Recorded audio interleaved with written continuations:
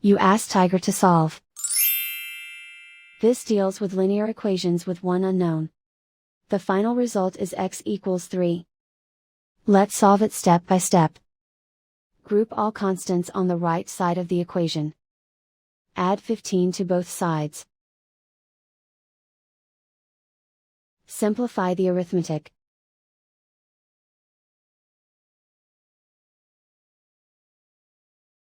Isolate the x. Divide both sides by 5.